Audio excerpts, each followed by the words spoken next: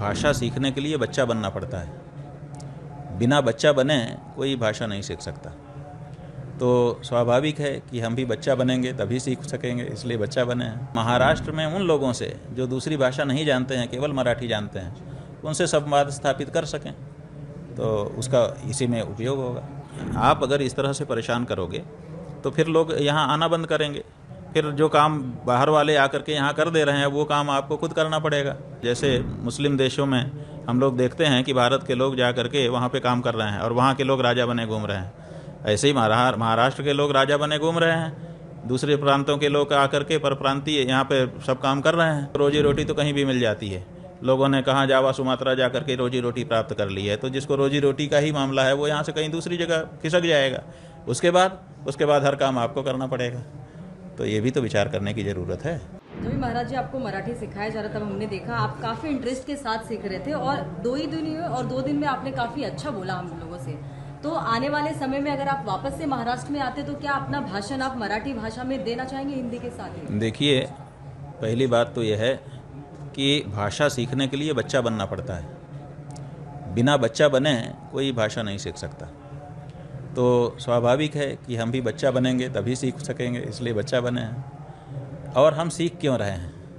इसीलिए सीख रहे हैं ना कि महाराष्ट्र में उन लोगों से जो दूसरी भाषा नहीं जानते हैं, केवल मराठी जानते हैं, उनसे संवाद स्थापित कर सकें, तो उसका इसी में उपयोग होगा। तो सर जिस तरीके से साथ ही साथ जो महाराष्ट्र के संत हुए हैं उन्होंने मराठी भाषा में बहुत सारा धार्मिक आध्यात्मिक साहित्य लिखा है। बिना अनुवाद के सीधे सीधे उसका आस्वादन करने का भी मौका हमको अगर हम मराठी जान जाएंगे तो मिल जाएगा। तो ये भी हमारे लिए एक दूसरा लाभ होगा।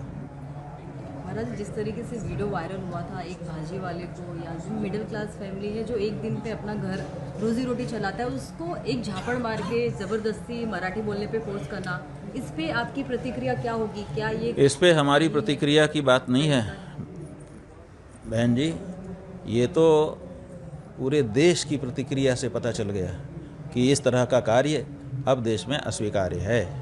किसी ने भी स्वीकार नहीं किया।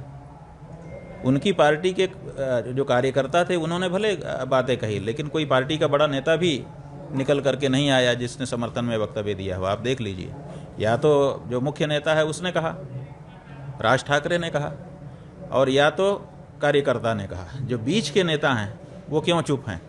इसी से अंदाज़ा लगा लीजिए कि उनको भी ठीक नहीं लगा है और उनको भी बोलने पर लग रहा है कि हम बोलेंगे तो हमको भी शर्म ही आएगी, इसीलिए वो भी नहीं बोल रहे हैं। सर इससे पहले भी उत्तर भारतीयों को टारगेट किया गया था, मारा पीटा गया था, फिर से एक बार कहीं ना कहीं किसी मुद्दे को लेकर उत्तर भारतीय को ही महाराष्ट्र में टारगेट किया जा रहा है। हाँ ठीक है, वो मराठी अस्मिता जगा करके मराठियों का वोट लेना है, क्योंकि उत्तर भारत के लोग यहाँ काम तो कर रहे हैं, यहाँ की प्रगति में योगदान तो कर रहे हैं, लेकिन उनमें से आधे से ज़्यादा वोटर नहीं हैं, और जो वोटर हो चुके हैं यहाँ पर रह करके अमुक पार्टी को उनका वोट मिल नहीं रहा है, ऐसा वो मान रहे हैं, इसलिए उसकी परवाह नहीं कर रहे हैं। लेकिन आप अगर इस तरह से परेशान करोगे तो फिर लोग यहाँ आना बंद करेंगे। फिर जो काम बाहर वाले आकर के यहाँ कर दे रहे हैं वो काम आपको खुद करना पड़ेगा। आज तो आप राजा बने हो। जैसे मुस्लिम देशों में हम लोग देखते हैं कि भारत के लोग जा कर के वहाँ पे काम कर रहे हैं और वहाँ के लोग राजा बने घूम रहे हैं। ऐसे ही महाराष्ट्र के लोग राजा बने घूम रहे हैं। दूसरे प्रांतों के लोग आकर के परप्रांतीय यहाँ पे सब काम कर रहे हैं। तो अगर आप उनको भगाना शुरू करोगे तो देखो, रोजी रोटी तो कहीं भी मिल जाती है। लोगों ने कहाँ जावा सुमात्रा जा कर के रोजी रोटी प्राप्त कर ली है, तो जिसको रोजी रोटी का ही मामला है वो यहाँ से कहीं दूसरी जगह खिसक जाएगा। उसके बाद हर काम आपको करना पड़ेगा। तो ये भी तो विचार करने की ज़रूरत है।